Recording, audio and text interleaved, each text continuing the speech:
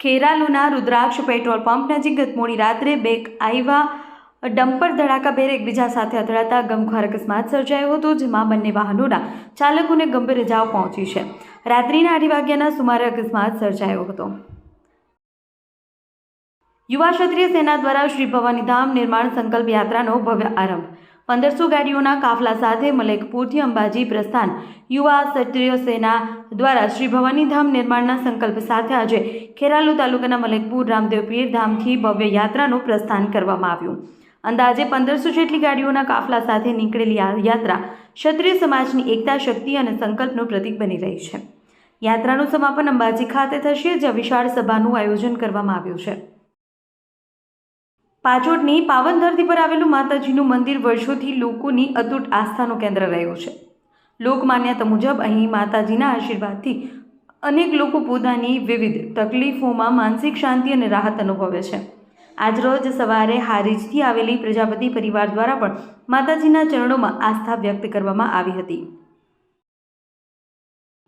મહેસાણા જિલ્લામાં પ્રોહિબિશન અને નશીલા પદાર્થોની હેરાફેરી અટકાવવા માટે પોલીસ દ્વારા સઘન ઝુંબેશ ચલાવવામાં આવી રહી છે. જે અંતર્ગત મહેસાણા લોકલ ક્રાઇમ બ્રાન્ચની ટીમે શહેરના નાગલપુર વિસ્તારમાં આવેલા વાઇડ એંગલ સિનેમા પાસેથી એક શખ્સને વિદેશી દારૂના જથ્થા સાથે લક્ઝરી ગાડી સાથે ઝડપી પાડી કાયદેસરની કાર્યવાહી હાથ ધરી છે. ઊંઝા નજીક આવેલા ઉનાવા ગંજ બજારમાં દૈનિક 5 ગાડી કપાસની આવક નોંધાઈ રહી છે. હાલમાં કપાસના ભાવમાં મણે ₹70નો વધારો જોવા મળ્યો છે, જેમાં ઊંચો ભાવ ₹1632 સુધી પહોંચ્યો છે. ઉનાવા માર્કેટ યાર્ડ ખાતે યોજાયેલી હરાજીમાં કપાસનો ઊંચો ભાવ મણે ₹1632 અને નીચો ભાવ ₹1311 નોંધાયો છે. વિસનગર એક વેપારીએ ઉત્તરાયણ પર્વ બાદ રસ્તા ઉપર પડેલી દોરીનો નાશ કરવા અનોખી પહેલ કરી છે. તેમણે 1 કિલો દોરી સામે ₹200 આપવાની જાહેરાત કરી છે, જેના પરિણામે એક દિવસમાં 550 કિલો દોરી એકત્ર થઈ ગઈ છે.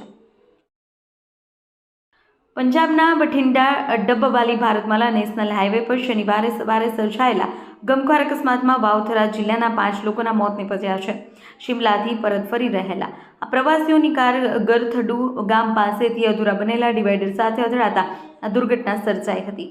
રવિવારે મૃતદેહો વતન પહોંચતા અછવાડિયા, રાંટીયેલા અને જેતડા ગામમાં શોકનું મોજું ફરી વળ્યું છે. ગુજરાતના રાજ્યપાલ આચાર્ય દેવવ્રત, વિધાનસભા અધ્યક્ષ શંકર ચૌધરી અને કૃષિ તથા પશુપાલન મંત્રી જીતુભાઈ વાઘાણી આજે બનાસકાંઠાની મુલાકાતે છે.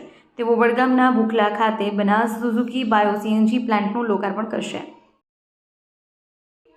ગુજરાત સરકારના મંત્રી સ્વરૂપજી ઠાકોરે ધરણીધર તાલુકાના ઢીમા એપીએમસી ખાતે લોકસંપર્ક કાર્યક્રમ યોજ્યો હતો. આ કાર્યક્રમમાં તેમણે નાગરિકો, ખેડૂતો, કાર્યકરો અને પદાધિકારીઓ સાથે સંવાદ કર્યો હતો. સિદ્ધપુરના ગોકુલ ભાજપ મધ્યસ્થ કાર્યાલય ખાતે આજરોજ સિદ્ધપુર વિધાનસભા મત વિસ્તારના ધારાસભ્ય બલવંતસિંહ રાજપૂતની ઉપસ્થિતિમાં લોકસંપર્ક અને રજૂઆત સાંભળવાનો કાર્યક્રમ યોજાયો હતો.